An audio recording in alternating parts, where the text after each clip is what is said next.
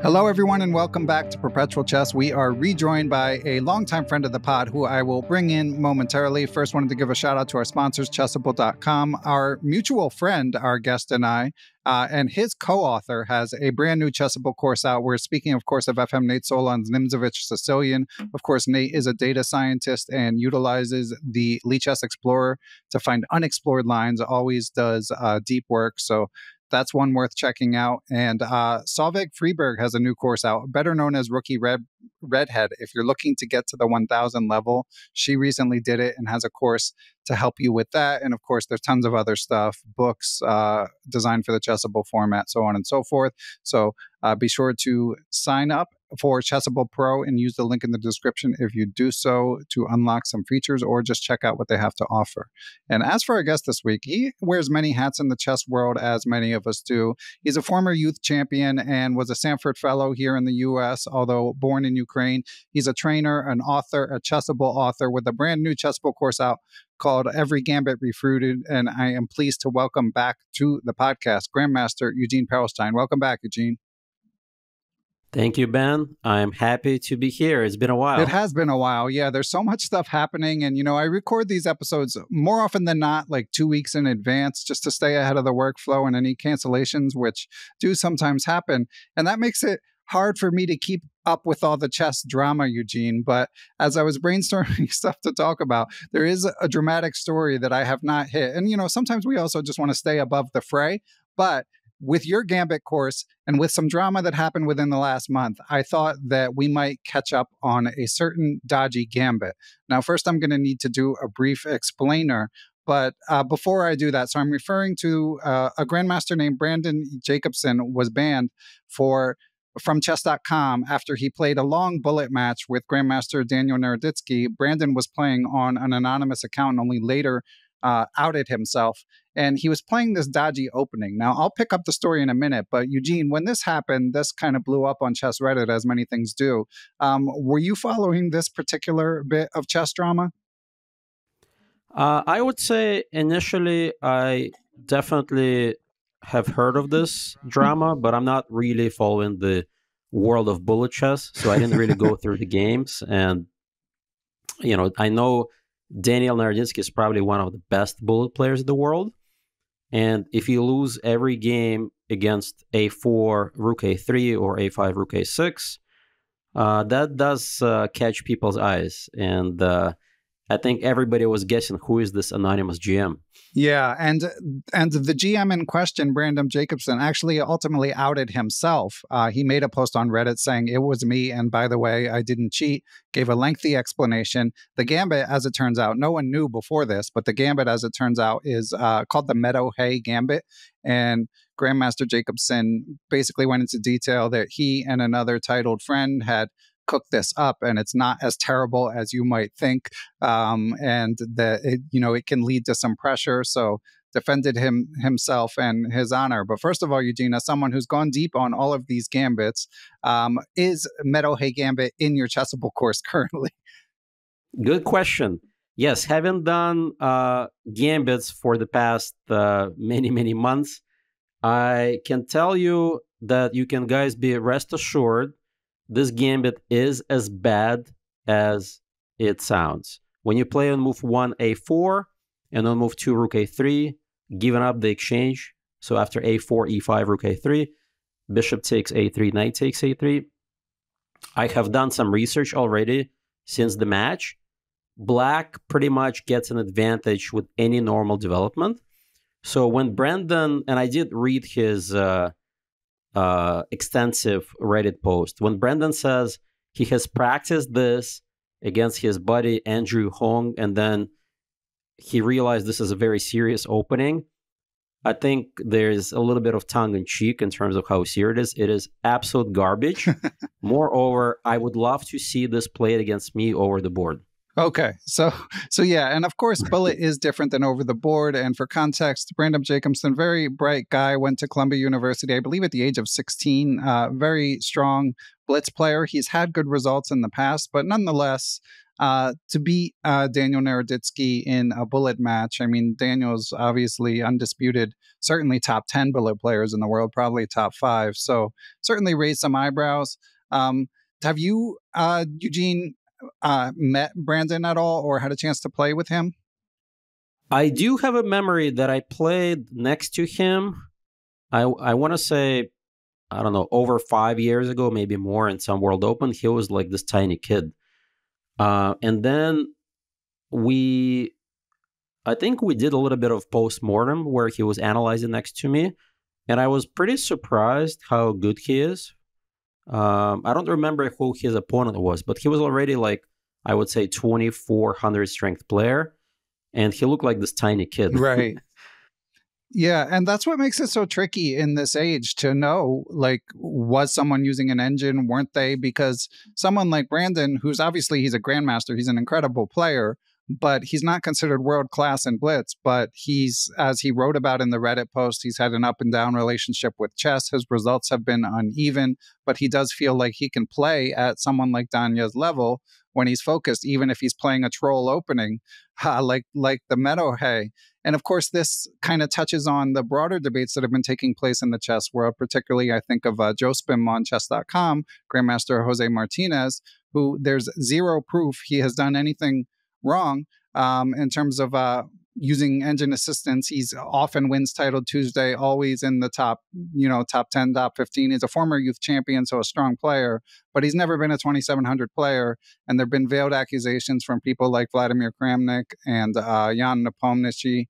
And now there's going to be this match in Spain coming up in June between Joe Spim and Kramnik, which should be fun. And, shout out to chess.com. I think it's great that they're giving him a chance to prove himself in a closely monitored setting. And obviously they even sent a video crew for a Title Tuesday and recorded that. But Kramnik still was suspicious after that.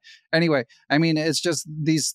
It seems like these issues aren't going away. Eugene, that was a mouthful just to catch up listeners. Do you have anything to add to all this? Yeah, one thing that is very common for people like Kramnik who are from a different era is back in the day, he knew who the best players in the world were, specifically the best over-the-board blitz players in the world were. What has changed since then is with people having access to so much information and playing hundreds, if not thousands, of bullet and blitz games online, there are inevitably lots of talents who don't have opportunities to travel. And I'm sure there are people who are specialists in this time control, like specifically bullet and blitz, online. And I am not, at this point, I'm not surprised if their blitz and bullet skills are at very strong Grandmaster level, even some of them, at super GM level. So they're playing Joe Spam, for example. I took a look at his chess.com games. He plays the same exact openings, and he knows them inside and out. He feels those positions really well. And when he plays against Kramnik, and Kramnik is getting blitzed and getting maybe no advantage or slightly worse positions and eventually gets outplayed, and Joe Spam just simply doesn't blunder, I think this is the reality of modern chess, that there are players who are like this, who got this far with pretty much zero international travel and major tournament victories. By the way, Firouzja grew up online and got to the same level. If you remember going way back to the ICC days, Internet Chess Club, Hikaru Nakamura was virtually unknown unless you were an American and knew about this little kid, the talent. He was doing the same thing to the super GMs online and was a little bit misbehaving online, I have to say. Now he is a completely different person, big charismatic personality, brought a lot of new people into chess. But the problem is there's so many talents out there, and and with access to online servers like chess.com and many others, people just get stronger by playing. And chess is one of those games that, yes, you can get stronger through playing and minimal studying if you're a very big talent. However, if you're Firouzja and you don't actually study chess, let's say he got to 2800, you saw what happened to him at the candidates, which we may talk upon a little bit later in the interview, but he had made absolutely zero progress since last candidates. He had a horrible candidates event, yet he still managed to just knock out Magnus in the recent online tournament. So it is sort of slightly different skill set, I would say, for OTB chess and online chess. And Naroditsky comes to mind again because Naroditsky, probably in bullet, is one of the best players in the world. But over the board chess, he's just an average 26-20 GM who probably doesn't study chess that seriously. Yeah, things have changed so much, and it makes everything so difficult to judge. Like we're recording this on May 28th and Tuesday, May 28th, and the prior title Tuesday, May 21st, like there were particularly unusual results.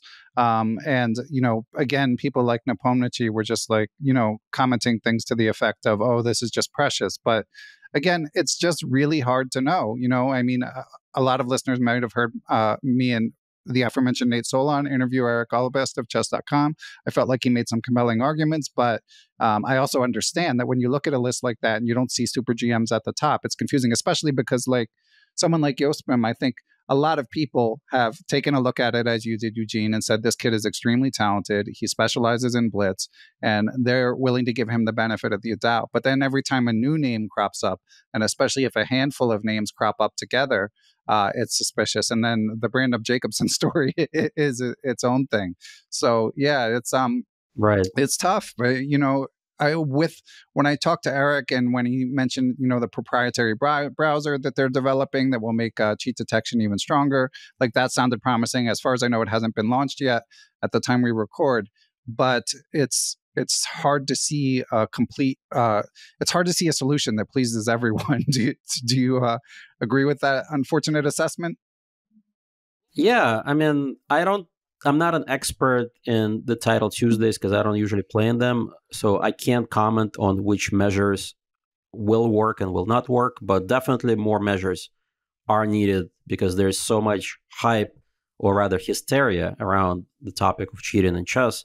I think I tweeted recently, we have one former world champion accuse someone, recently over the board, falsely accused, I would say indirectly accused, let's put it that way. And then we have another former world champion that accuses everyone and their grandma of cheating online. Right. Yeah, it's no fun. I mean, it wouldn't be fun to be a young talent, you know, like Lasnica or someone like that. And every time you have a good result, people cast aspersions. Even if you're guilty, it wouldn't be fun. But people, of course, deserve the benefit of the doubt. And the Brandon Jacobson story, by the way, the account that he played in was called Vihi Su, I believe. And I'll link to a few explainers for anyone who hasn't caught up on that story. But basically, again, as we record this, the status is that account, which was anonymous until he outed himself, is still banned. Grandmaster Jacobson is still occasionally tweeting frustration that it's banned. But I haven't heard anything about any legal action or anything like that. And chess.com hasn't, you know, as is their policy, they haven't publicly issued any declarations about like what precisely happened. I had an off-the-record conversation with some title players about like just their speculation, like did he cheat or didn't he? And it was interesting. I mean, it was totally divided. Some people said what Brandon said, like he's a strong enough player to do this. And if you look at the algorithms, I mean, it's 1 minute chess, so it's not that easy to be like, copying an engine, even in chess right. that's that fast. So some of them felt that it was well within his skill set to, when he's in the zone and when Danya maybe goes on tilt a little bit, to play. And they said, like, you know, the engine scores aren't that high. You know, he's not playing like amazing. But then other people just say, you know, full stop. You can't play a garbage opening like that and be one of the best bullet players in the world. So it's one of the many chess stories where I don't think we'll know the truth. But yeah, these stories like this, I don't think are going away. Yep. By the way, I did go through some of the games from that bullet match. And whenever Daniel played very like normal moves, got this, took the exchange, got his pieces out, took over the center, he was dominating in a lot of those games.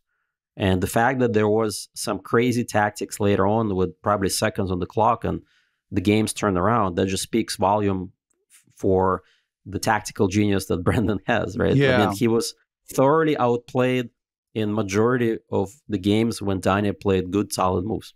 Yeah. So then, of course, people who think he's guilty will say, well, he was just only using the engine when he needed to or something like that. But again, it's a bullet game, so it's hard to know. And yeah, unfortunately, like I said, I don't think we'll ever know the full story. And again, we should say chess.com, just to reiterate, it was an anonymous account. And as is their practice, they anonymously banned this account. It just suddenly couldn't log in. So the story, it got a bit of attention because the account was crushing so many people that there were already a few posts about who is this. But the story only blew up because Brandon called attention to it. But that still doesn't get us much closer to the truth. I think reasonable arguments can be made for in either direction as of now. And the related story to that is, remember, Magnus started using the same opening in one of his Title Tuesdays. And I took a look at those games as well. Surprisingly, there was at least half, if not more, of the players did not go for taking the exchange against him. Yeah. But the games where players played the most direct, like GMs played the most direct, solid moves, he was thoroughly getting outplayed. And half of those games, he was completely lost. And he won by some miracle. And some of those games he drew, he was, again, completely getting outplayed and was losing. But because it's Magnus, you give him crappy openings, he's still going to be Magnus. Yeah. So Eugene, obviously one of the features of Chessable is that courses can be updated. So I'm sure you'll be getting some requests for the Meadow Hay Gambit, because whether it's garbage, as you say, or not, the way these things work, when Grandmasters start messing around with them, it's definitely going to filter through the system. So definitely. It will trickle down to the low-rated players. Like basically, the whole inspiration for my course, I think, was the Stafford Gambit by Eric Rosen. Yeah. At some point, even GMs were getting completely killed by this gambit. And it's actually not that easy to refute. And I explain in my course the refutation and why it's actually tricky. But once you know the move, honestly, it's the end of the gambit. So it's all about these like tricky surprise gambits that are not obvious how to refute, that become these super popular gambits online. Yeah, it's crazy. It's a whole new world. And shout out to Eric. Yeah, obviously he changed the paradigm with the Stafford Gambit. And so we should say that this course, it's not like it's basically one-stop shopping. I mean, it covers so many gambits. I'm a Sicilian player, so I went to like the Smith-Morra and the Wing Gambit. But if you're an E5 player, you got to know all the dodgy gambits against E4, E5, and the list goes on. Eugene, was there a gambit that like you found surprisingly tough to crack? I would say at lower levels, like let's say somewhere like under 1,000 level, the gambit that's extremely effective is the Halloween Gambit. So it's E4, E5, Knight F3, Knight C6. Knight C3, Knight F6, so 4 knights, kind of normal opening. And then knight takes E5. White just gives up a knight for 1 pawn.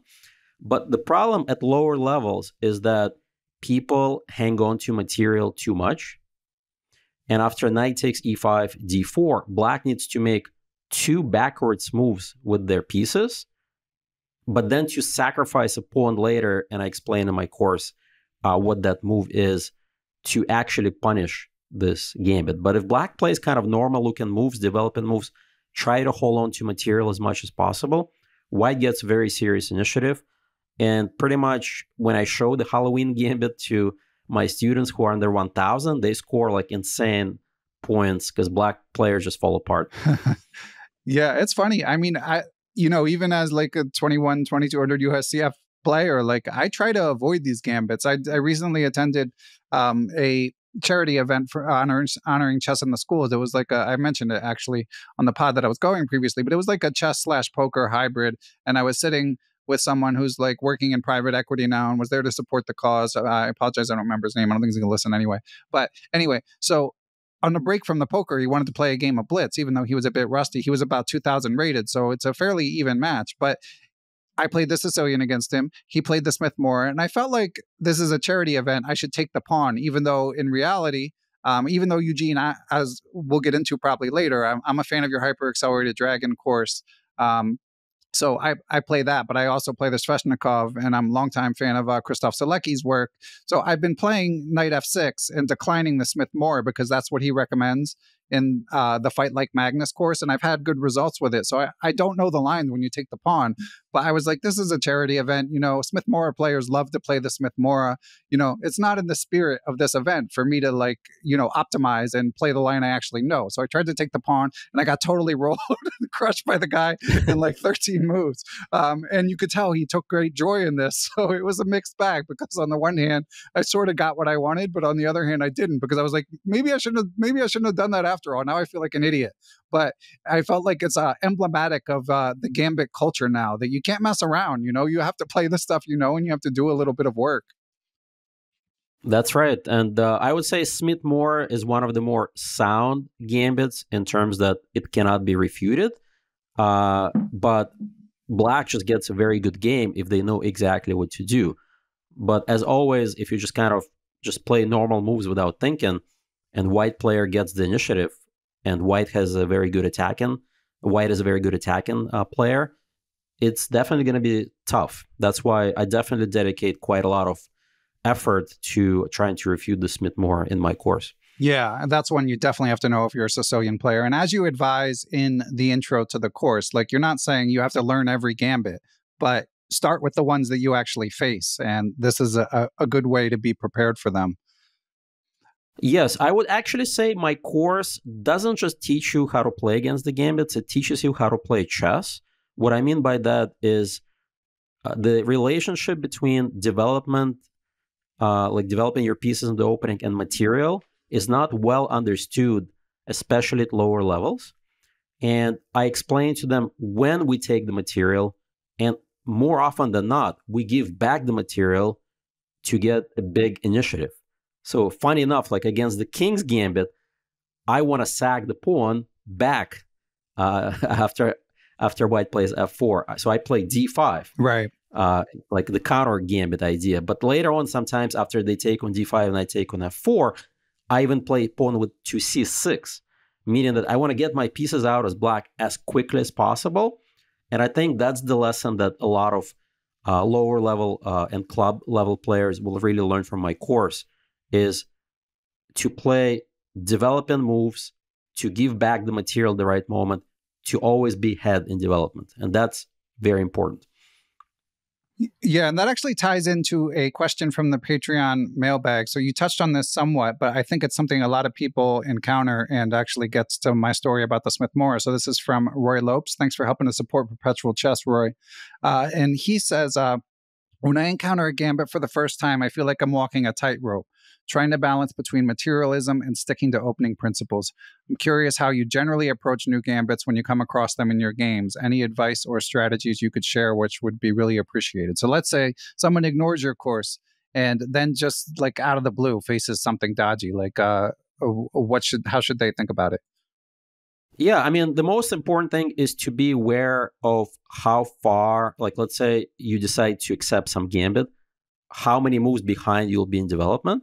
And the simple rule of thumb formula is usually if you're behind more than 2 or 3 moves in development, that is risky. So if you have an option to not accept the gambit, but not be a single move behind or even half a move behind if you're Black, that's okay. But if you accept the gambit and you notice that you're really behind in development, your opponents have already castled, their pieces are out, you're not, you know, you have that extra pawn or extra 2 pawns, but your pieces are not out, your rooks are not connected.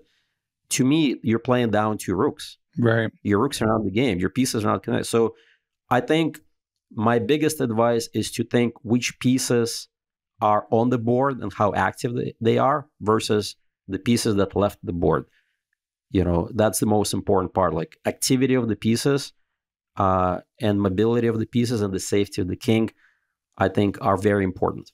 And would you say that it's reasonable? Like if you get faced say it's the wing gambit. Like, I mean, I'm trying to think of something that, you know, it doesn't have a great reputation, but not a terrible reputation. Is it reasonable to decline a gambit and just figure it out later? Or do you feel like you're kind of giving up too much if that's your general practice? I think it's completely reasonable to decline gambits. As a matter of fact, I'll give you an example. Banco Gambit, right? In my course, I made a conscious decision not to play the best move according to the engine, which is to take the pawn.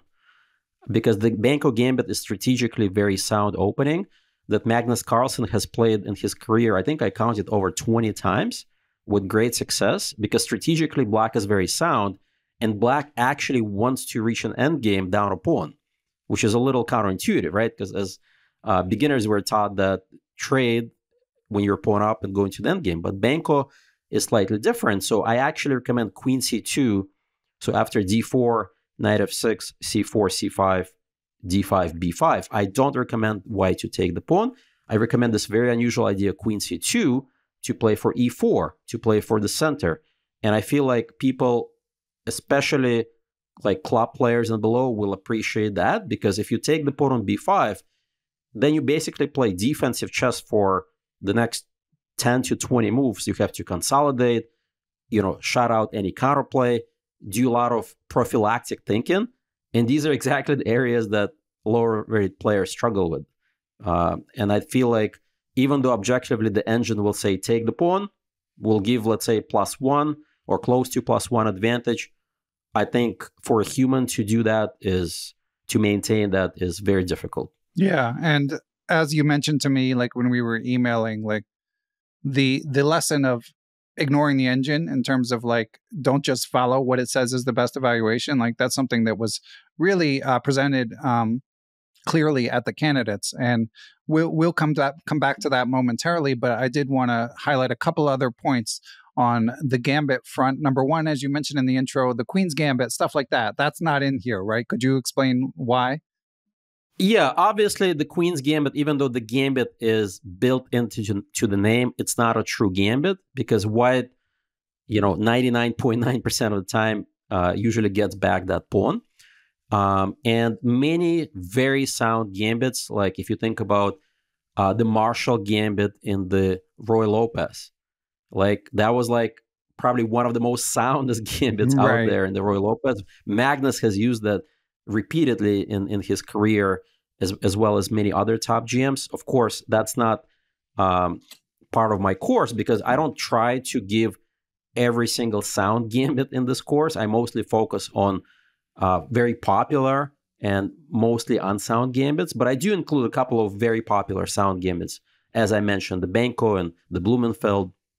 The Budapest is in there, right? I mean, not that that's that sound, but there. But yeah. And then so maybe this is actually a good point. There is tendency for people to complain, oh, you didn't give the Slav Gambit, which is the famous, like the triangle Slav where White plays Knight C3 E4, and then there's a well-known pawn sacrifice. Yes, this is not the course to cover every single Gambit, good or bad. It's basically the course to cover the most popular Gambits that, let's say, club player will see. But maybe there's room for me to develop like a course, the very sound Gambits, and include the Marshall and the triangle and many other very sound Gambits in there. Okay. Yeah. And last thing on this course, some listeners may have seen, especially if you're like a chess.com pro member, this you had a lesser version of this, a simplified version of this as a lesson on chess.com. So Eugene, for anyone who might be wondering, do you mind explaining like what is or was available on chess.com and what is, and how that compares to what's now in the Chessable course? That's right. Yes. So the original core Gambits were like the Stafford and similar were developed for chess.com lesson plan, where people watch a video and they do maybe like a little bit of like 5 puzzles lesson to see how well they've learned. The problem with that, it's a good intro, but people don't have the technology to actually learn the moves if you go deeper. And so what I did is I went over, added more Gambits, added more explanations, added more lines, and using the Chessable move trainer technology, people can actually learn the moves rather than just get a brief intro. Okay, but the lesson is still there, right? The chess.com, I believe lessons are still there. Yeah. Okay, cool. And last thing, you mentioned somewhere in the course, like a lot of the gambits that you're refuting are stuff based on like Eric Rosen videos or Simon Williams, another one. Yep. So in these cases, do you find yourself like watching their videos and going move by move, or do you just like look for the truth of the position? Half of these very bad gambits, I didn't know the names. Right. Like, yeah. Me let too. me think about Levy Rosman, the Dark Knight Gambit. Right. Have you even heard about that? No, but tell me the moves. I might know it. ICBM, Intercontinental Ballistic Gambit, the Monkey's Bomb Gambit.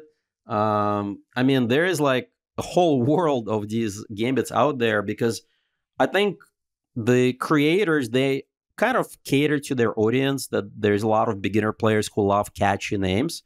And just like we discussed, if Magnus can play A4, Rook A3 in BGMs, I'm sure people like Simon Williams, Eric Rosen, and Levy can play the most unsound gambits and still crush, average chess club players. So my job is more educational, that, if you are a tournament level player, or if you're facing all these gambits all the time and you want to go to one-stop resource, this is my course, like how to punish these gambits. Yeah, it's funny. It's a whole new world. And I'm in the same boat, Eugene. I'm glad to hear you say the same thing, because people will ask me about certain gambits by name. And I'm like, I don't know, because, back in the day, I mean, and that gets to what we were highlighted or teased about the candidates, because back in the day, you might run into a specialist in a certain gambit, but their home cooking might itself be like somewhat flawed.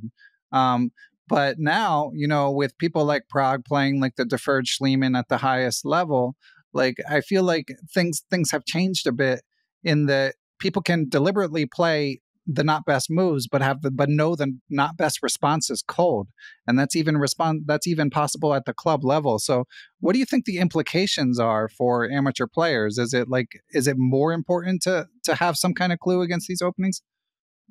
Yeah, no, that's a good point, because we just saw Pragg play the deferred Schliemann or the delayed Schliemann at the Candidates with Black against Vidit, and he won a very beautiful game. And the question is, well, if you can play slightly unsound gambit like that at the Candidates, why can't we all play it at a lower level? So that's a good question.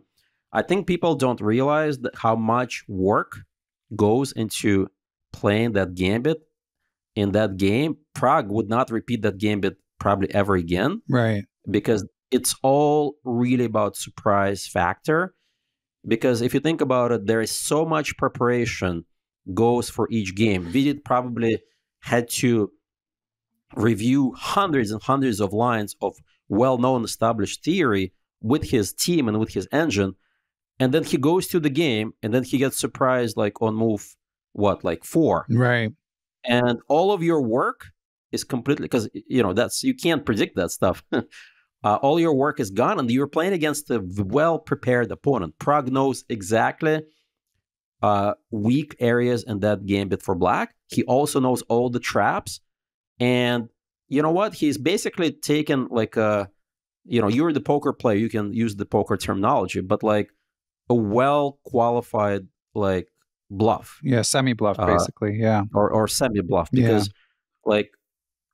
unless you have an engine and you've looked at that, and you got lucky, you looked at that gambit before the tournament or before the game, then Pragg's in big trouble.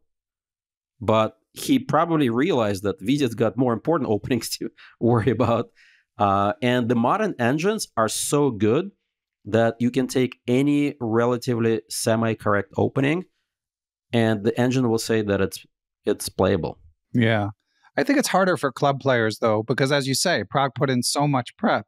And we always feel like it's hard enough to know one opening, It's like, I feel like in like a weekly club game where you kind of say your opponent's going to play the Caro, maybe you can prep the fantasy or something dodgy and feel like you're going to do enough work where you can trot it out once because you have like 90% certainty you're going to play the Caro. But on the other hand, if you're playing like a weekend Swiss and you just want to use some sort of like burn after using type opening. I think it's a lot harder if you don't know what even their first move is going to be for sure, because then it's harder to drill down when you're prepping, you know? So yeah, I don't think it's as easily, it's interesting, and it can lead to, like, I think generally it can lead to more experimentation with openings and like more freedom to learn what you really want. But I don't think it's necessarily replicable to just like trot something out there. Yeah, for sure. And, you know, you don't have to necessarily do it with gambits. Like I remember in round 1, Hikaru played this well-known dubious line as black with the Najdorf, right? He didn't play the move A6 in the Najdorf. He played E5 right away against Fabi. And I've listened to Fabi on their podcast talk about it, and he's like, oh yeah, I didn't look at this line for years, but I was happy to see. Yeah.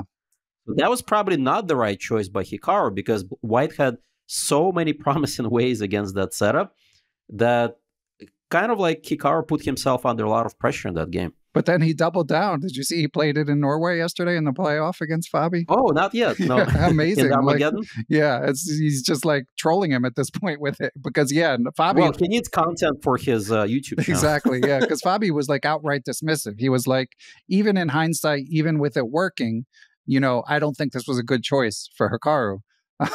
But there it was again. But yeah, it's fun for spectating.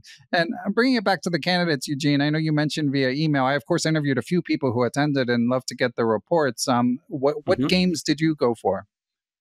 So I went there for like 3 rounds, starting, I think, from the second half of the tournament. So I was there for Fabi's loss against Hikaru, for the famous Shoegate game. Okay. Ali Reza against Nepomniachtchi. So yeah, I had a lot of fun. Were you in the room for when Ali Reza's shoes were loud? You know what? I think this candle was more blown out of proportion than in reality, because that room is a little old. It's like built in the 1800s. Right. And so unless it's carpeted, the floor is like naturally a little screechy. Right. Surprisingly, the fans who were in the upstairs in the balcony were extremely quiet during the entire time, which to me was like probably one of the biggest surprises of the tournament, how the fans were so good, well behaved. So with so much sound coming from the shoes, because people are walking back and forth. I think the problem is Ali Reza was spacing so hard in the area which was right next to the Azeri player. I forget his name. And that pretty Abbasov. much... Yeah, Abbasov, yeah. And Abbasov complained to the TD that I hear this loud noise. So I don't think it really affected Firouzja's concentration that much. But who knows? He did play a really great game. He just couldn't convert against Jan. Yeah. And so you mentioned the players, as we discussed when the candidates was ongoing. We discussed, and as you mentioned, there's balcony that fans can stand over. And then there's also a play zone, which, of course, where you can chat and, you know, there's people hanging out. Did you do both, Eugene? Yeah. Usually I would stand on the balcony for like 40 minutes up to an hour. But there's no sitting seat, so you got to stand for an hour. That's not easy. And look down. So, right. I should have taken my glasses. But then I went down to the fan zone, which was a lot of fun. People were playing casual blitz, watching the games, and the chess bras and Arya and Tari were doing commentary, which was a lot of fun. And in general, the atmosphere was really festive, and just kind of everyone who loved chess could just hang out with some of the top GMs like Mamedyarov, who was second in Abbasov, and Chiparinov were just playing casual blitz.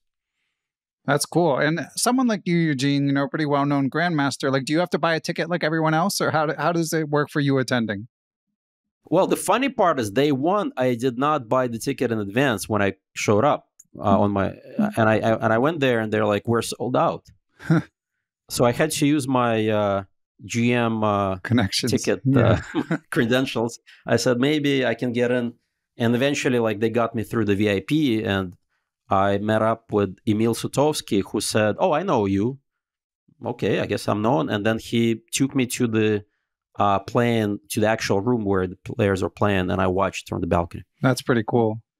And then on the subsequent days, same story, or and then me and my buddies. So I went with Grandmaster Michael Brown and International Master Keaton Kiewer. We went there with the tickets. So we had the tickets and we had everything. We went through the security like everybody else. We had to put away our cell phones. So I was just like a regular fan at that point. Okay. I interviewed Michael Brown some years ago. Chess.com puzzle monster. Went to university. And what's he up to these days? I think he's in your neck of the woods. I think he's graduating from UPenn. I want to say law school. Oh, okay. Already in law school. Man, time flies. Yep. Okay. Good to hear. Well, shout out to Michael. There's so many people that I interview over the years and then kind of lose track of. And any other broad conclusions from the candidates, Eugene? I would say more events like this in North America.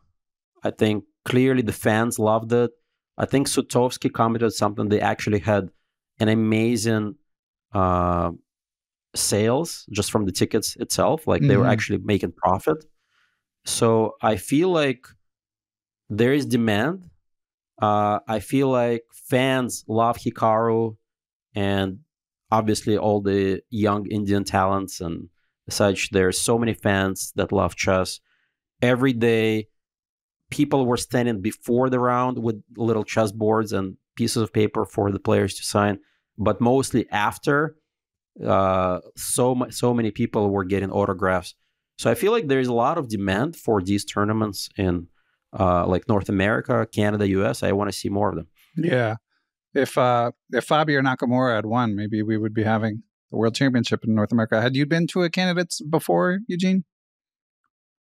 I think my only big event like this caliber was not the Candidates, but I think I went to Magnus against Karyakin match in New York. Okay. Yeah. Hopefully we'll have more events like that, as you say. And something else I wanted to catch up with you on, again, this is, it's good to have a return guest where we can sort of circle all the topics that I haven't had a chance to hit. The great eval bar debate, which also came up during the Candidates. All right. So basically,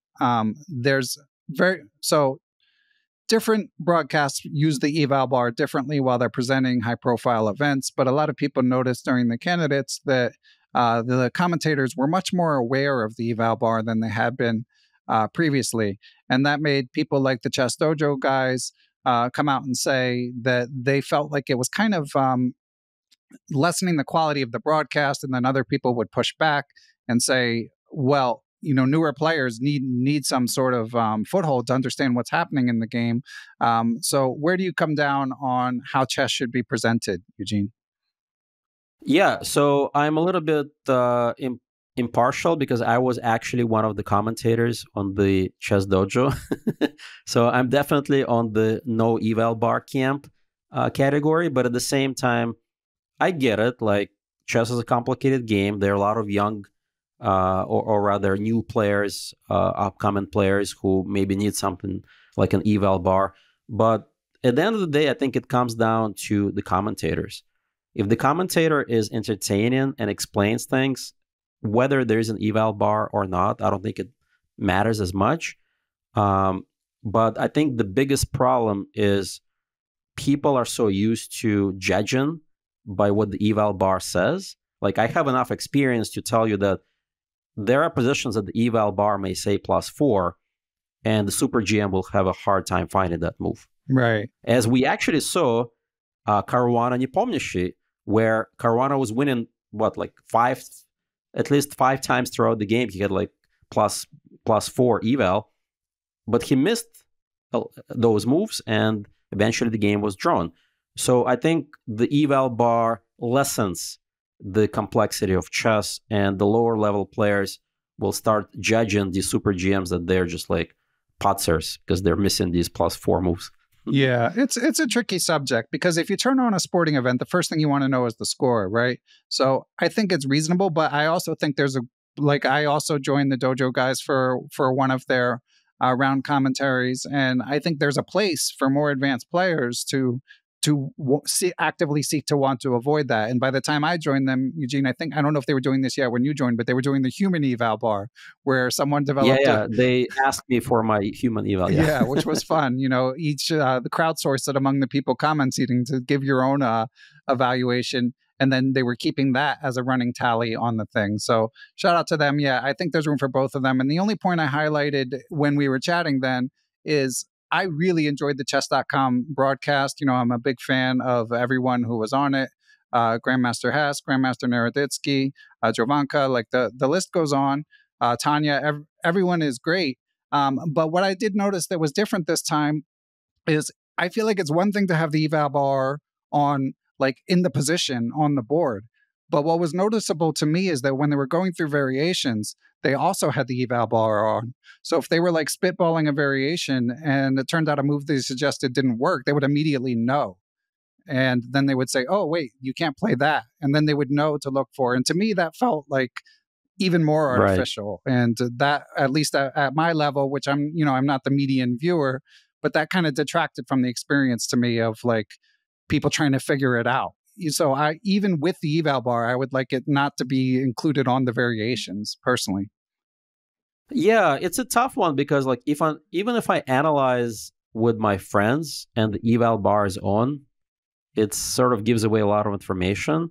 But I think there are several levels of analysis. When let's say you're improving and you want to learn how to play chess better, you can just turn on the engine and look at the moves and the eval bar, right?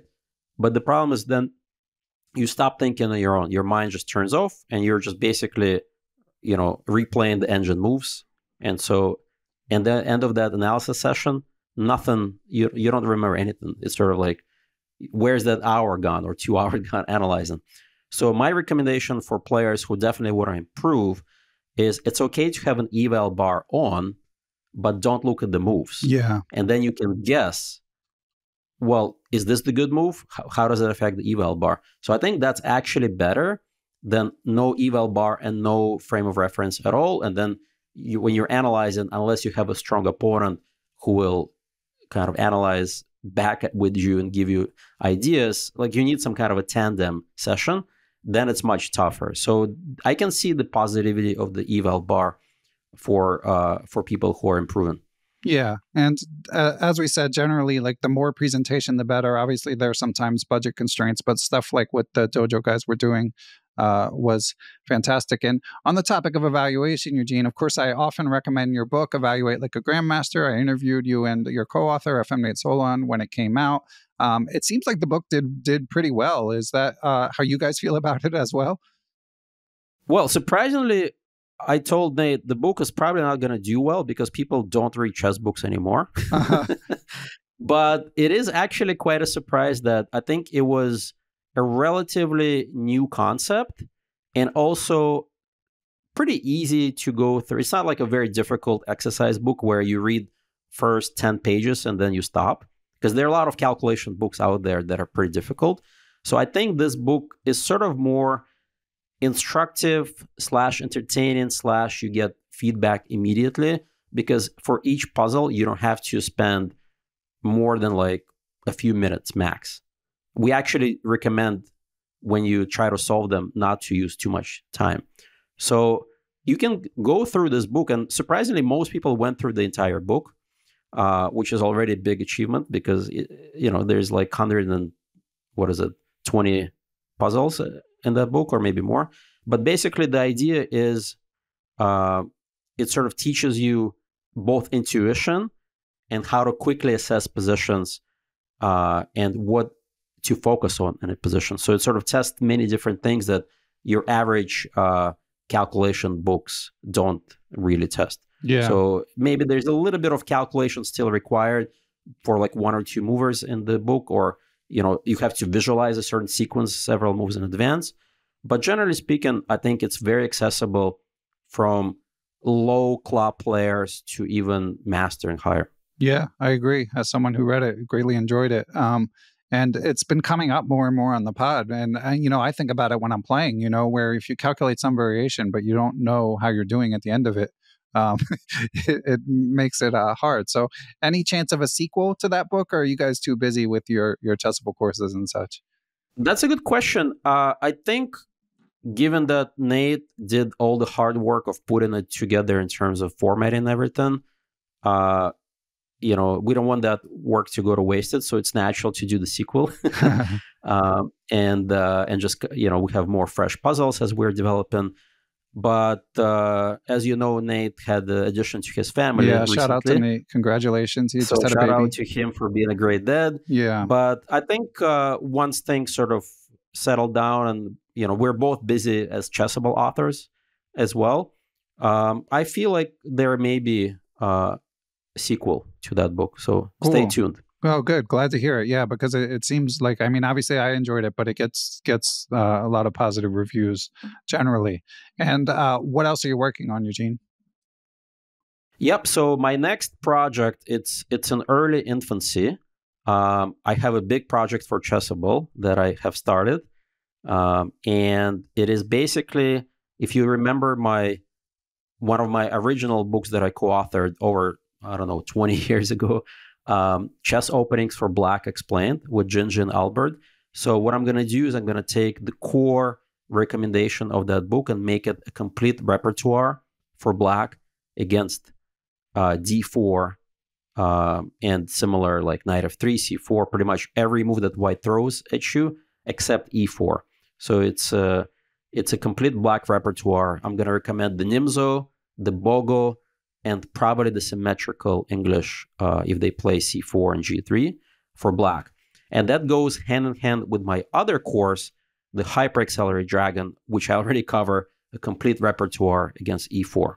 Yeah, and as I mentioned, big fan of that course. I've been playing it regularly, and no sign of stopping, because as we've talked about previously, and as you know from our shared history, I was like you, a lifetime Accelerated Dragon player, and at some point the Moraxi just became too big a pain, so I was moving away from it. And now you've got some fresh ideas of ways to still have some of the activity that you get in the Accelerated Dragon. I mean, it's not the exact same thing, but you do occasionally end up with sort of like the classical dragon without the Yugoslav and stuff like that. So shout out to you for creating that. And of course, your Chess Openings Explained, like that series is kind of a cult classic, so it'll be good to bring it back. And Eugene, I think I had a big influence on my, by Gingy. Gingy was my coach for many years, and he is world-renowned theoretician going back to the 70s, 80s, 90s. He was on the forefront of opening theory, and I sort of picked up the opening bug from him. Yeah. And I am now known as the opening theoretician and try to come up with fresh ideas, such as the completely reloaded way of playing the Grand Prix with this move A4. I don't know if I mentioned that to you, my earlier Chessable course. So I do love openings, and I feel excited, especially coming up with fresh ideas, never before played ideas. And so this is sort of my specialty. Yeah, and Gingy was like the OG chess video presenter. Like he had them before anyone. The Roman form for people who still remember that. An actual cassette, if you can believe it. Yep. Are you in touch with so this is legendary Grandmaster Roman Djindjashvili, born in Georgia, made his way to the US, had, tons of great results in the US, but was especially legendary as a blitz player. He seems to keep a low profile these days. Are you, as his former student, are you in touch with him at all, Eugene? Or? Yeah, you know what? I haven't been in touch with him for a number of years now, although I believe he recently turned 80, and we're planning a little bit of a reunion for him, like me and a couple of our friends and his former students. So I'll give you an update if that happens. Excellent. Good to hear. And Eugene, while I have you here, I wanted to do a catch up on like one other sort of thing that's been swirling in the chess news. So we talked in one of our prior interviews about, how you got the Sanford Fellow, or one of the top American players, but ultimately came to a decision you're not going to play professionally. And you even worked in IT for a while before coming back to the chess world. And recently, Jordan von Forest, you probably saw this, Eugene, although I didn't prep you for this. tweeted some frustration about the way that big open tournaments are run. I'm going to read those tweets. So Jordan von Forest tweeted, this was on May 14th in relation to Sharjah Masters. He says, it starts today with a strong field, including world number 7, Aryan Urugasi. However, financial conditions and prize funds are dire.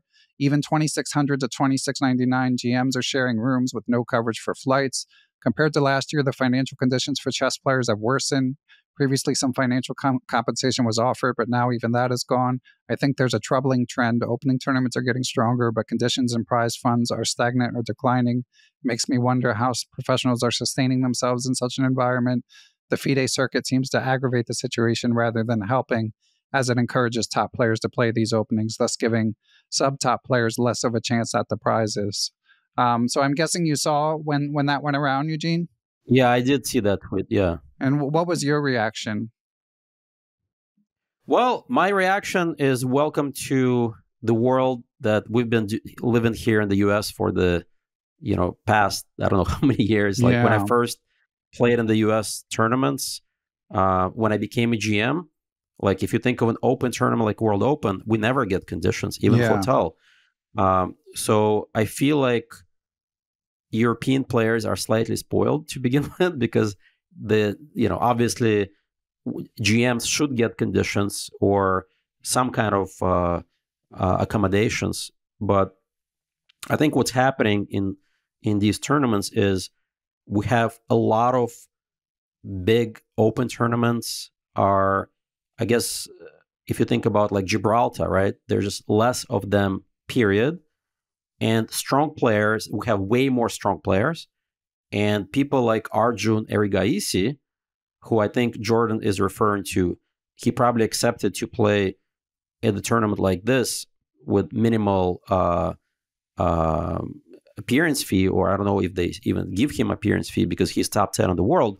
But what I'm saying is a lot of players, let's say from India, they have sponsorship by big corporations like oil companies and such. So they're like on a payroll and all they do is they play chess. So if they go to a big open tournament, they don't necessarily need the money, let's put it that way, because they have the sponsorship, but they need to play somewhere. So it's not their fault.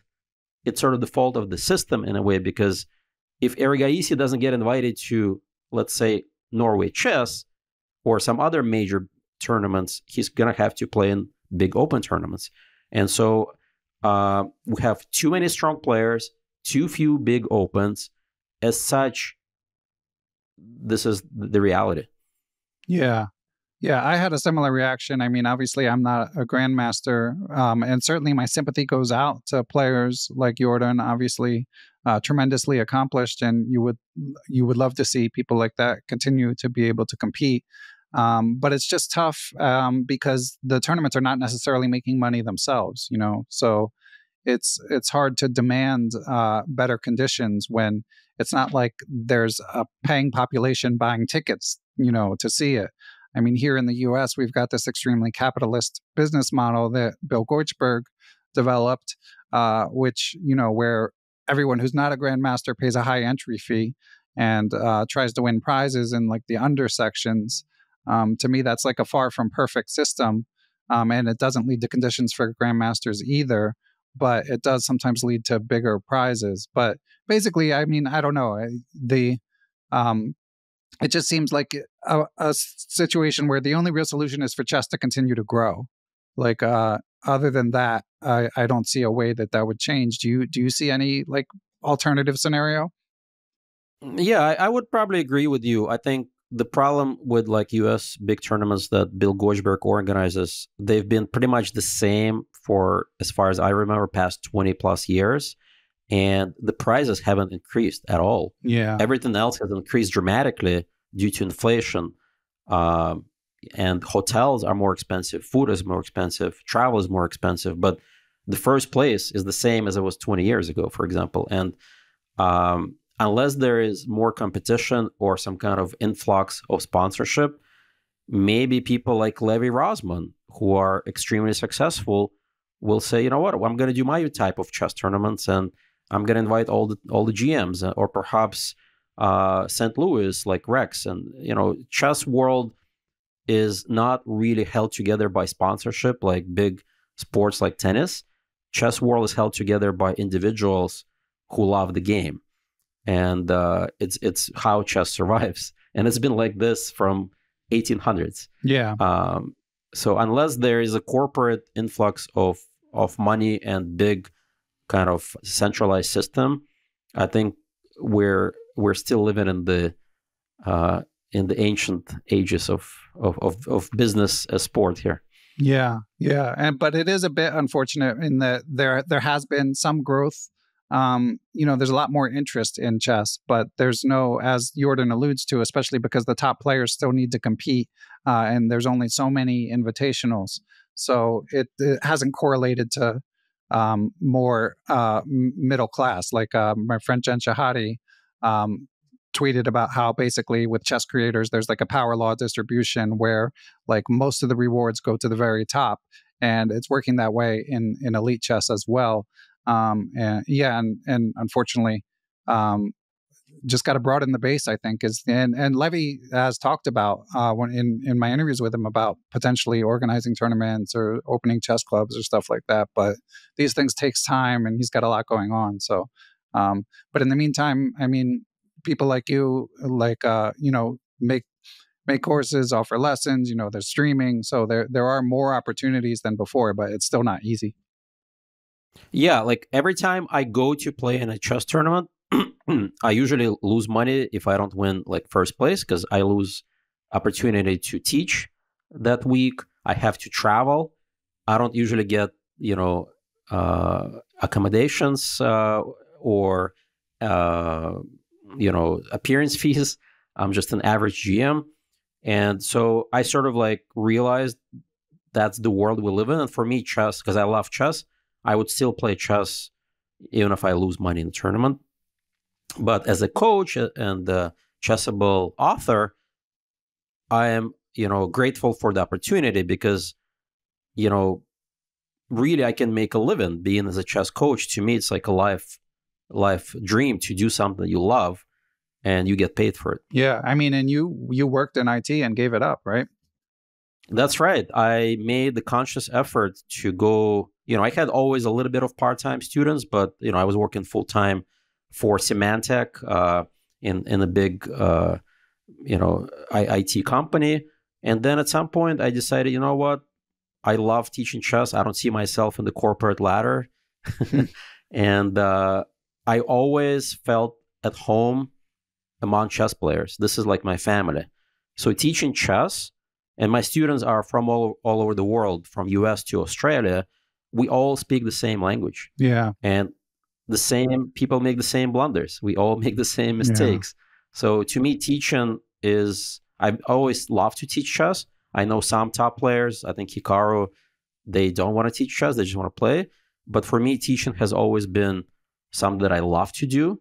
And so it's a natural progression from a player to chess coach. Yeah. And even not being a grandmaster, I feel the same way. And also like, it's admirable, you came, you've told your story on this pod and elsewhere, but, came from Ukraine with your dad, who's a chess player, and you got a chess scholarship like that, so chess has given you a lot in that sense, even if you can't. By the way, did I tell you the funny story, the Beth Harmon analogy in my chess, first chess tournament in the US? I believe you did, but let's bring it back. All right. So maybe some people haven't heard this one. So my dad and I, we didn't have any money, and we went to our first USCF rated tournament, some local tournament in Boston.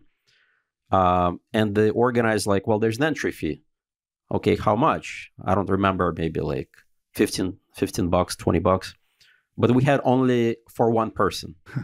So my dad paid for himself to play in the open section, but I wanted to play too, and we didn't have money for me. But you remember how Beth Harmon, she didn't have the $15 to enter the tournament. So I had the same thing. How do we find the $15? So my dad had these World Chess Champions pins, like the set of pins that he brought from Russia, and we sold it, I think, to the tournament organizer. And we got that money to pay for my entry fee. And the other similar story to the Beth Harmon is they asked me for my rating. Because they asked her for her rating. She's like, I don't have a rating. Right. Like, which section do I play in? And I was already candidate master in Russia. But in Russia, there were no ratings. It's just like titles. And I said, I don't have a rating. So guess which section they put me into. Yeah, this is the part you told. I know you won some under section right off the bat, or unrated. They put me in the unrated section. Yeah. I'm like, this is the easiest money of my life. I can make so much money by playing the unrated section. But eventually people told me that, well, you should probably be in the, in the expert section. That's where the candidate masters. And then that's where I started playing after that tournament. And long story short, my expert section finished after I won the World Open under 2200, which is the expert 2000 to 22 is the USCF expert section. I won it in 1995. And the funny part with that is I didn't get the full, I think it was $10,000 first place because I was provisionally rated on some earlier list because I recently came to the US and I only won 1,500, which for somebody off the boat like me was a lot of money anyways. Yeah, it's a great story. Yeah, I love it. And yeah, you told part of that story before, but back when we recorded that interview, Queen's Gambit hadn't even come out yet. So we had not yet drawn that connection. That's right. But yeah, I mean, it is like, it's obviously been a big vehicle for making a life for yourself, for you and your dad, who's also a chess coach here in the US. Yeah, he still teaches chess. And the funny part, when he also came to the US and, people were helping everyone to find a job, they asked him, what's your job title, description, whatever it is. And he says, I'm a chess coach. And they're like, oh, we don't have this in the US. You should go become a computer programmer. Right. Like, he's like, but this is all I do. This is like, I studied like in Moscow State University to become a chess coach.